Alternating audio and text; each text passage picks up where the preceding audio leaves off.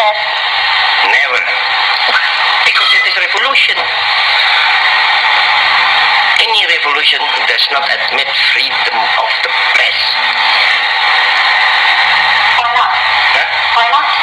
Because in a revolution there are always people who are going say a wrong direction.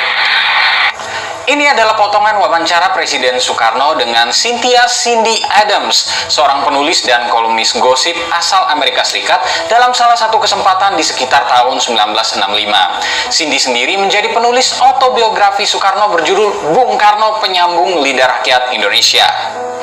Kata-kata Soekarno tentang kebebasan pers tersebut merupakan salah satu gambaran kondisi kepemimpinan di era demokrasi terpimpin yang oleh Ahmad Effendi dalam buku Perkembangan Pers di Indonesia disebut sebagai masa terburuk bagi kebebasan pers di era Orde Lama.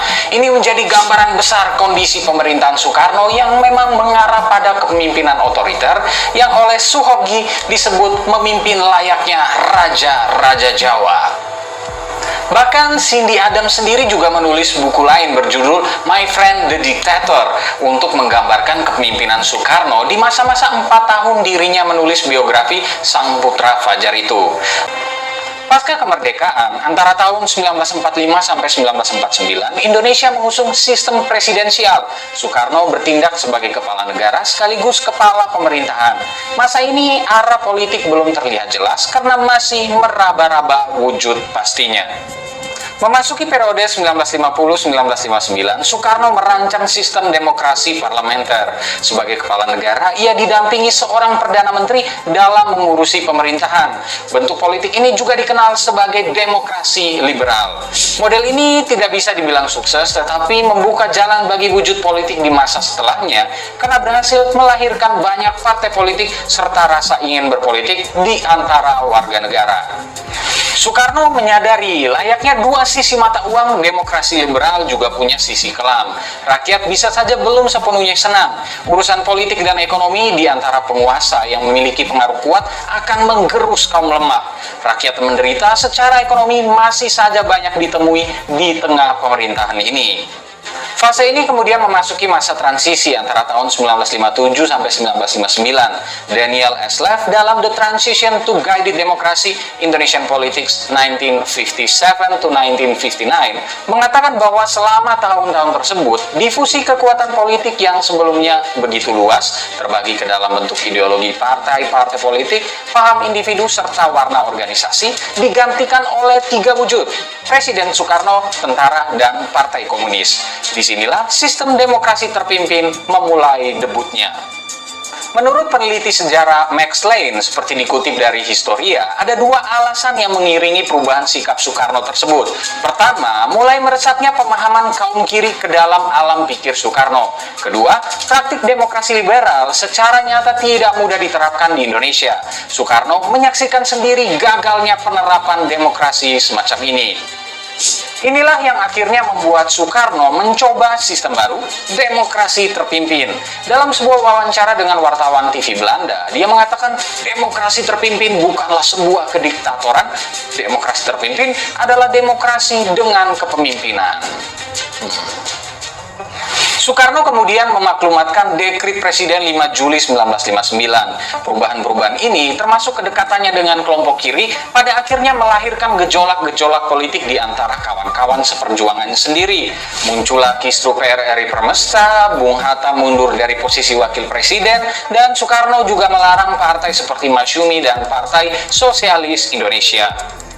Pada saat yang sama, resep pembangunan ekonomi juga tidak berjalan dengan baik, dan Soekarno juga lebih sibuk dengan politik mercusuar untuk bangun stadion dan bikin gerakan politik dengan negara-negara di dunia melawan dominasi negara-negara barat. Sejak 1962, Soekarno memang lebih mendorong konsepsi Nasakom dan Front Nasional. Hal itu disertai juga dengan dukungan ide-ide sosialisme ala Indonesia yang diusung Soekarno. Arah kebijakan yang makin keras dan cenderung membungkam juga mulai terlihat jelas. Beberapa tokoh nasional juga ikut dijebloskan ke penjara, misalnya Sultan Syahrir, Anak Agung Gede Agung, Subadio, Prawoto, dan Muhammad Rum.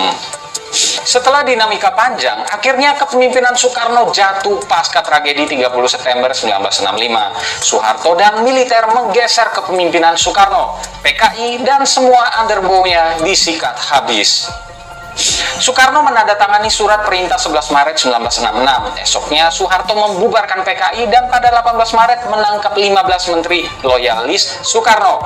Setelah segala kewenangannya dipreteli, Soekarno diperlakukan tak lebih sebagai tukang teken dokumen. Soekarno juga dibatasi berbicara di hadapan publik. Pada 12 Maret 1967, MPRS mengumumkan secara resmi pencabutan mandat Soekarno sebagai presiden dan kemudian menunjuk Soeharto sebagai pejabat presiden.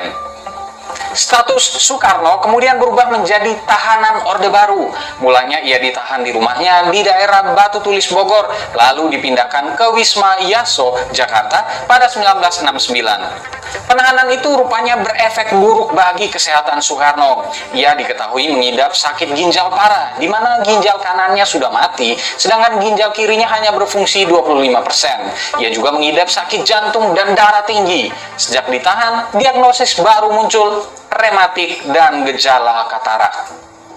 Dalam kondisi demikian, ia pun masih harus menjalani interogasi dari Kopkamtib soal keterlibatannya dalam G30S. Yang paling tragis adalah kenyataan bahwa ia harus menghadapi semua itu nyaris sendirian. Ia dijaga sedemikian ketat dan diputus dari dunia luar. Bahkan anak-anak dan istrinya harus dapat izin khusus untuk sekedar menemuinya. Itu pun dengan waktu terbatas. Soekarno akhirnya terkena depresi. Pada 11 Juni 1970, Soekarno dilarikan ke RSPAD Gatot Subroto karena kondisi tubuhnya memburuk. Sang guru besar akhirnya meninggal dunia pada 21 Juni 1970. Dalam segala kebesarannya, Soekarno akan diingat sebagai sang proklamator dan revolusioner yang mempersatukan Indonesia dalam memperjuangkan kemerdekaan negara ini. Namun ia juga akan diingat dalam segala periode kuasa dan waktu-waktu jelang akhir hidupnya.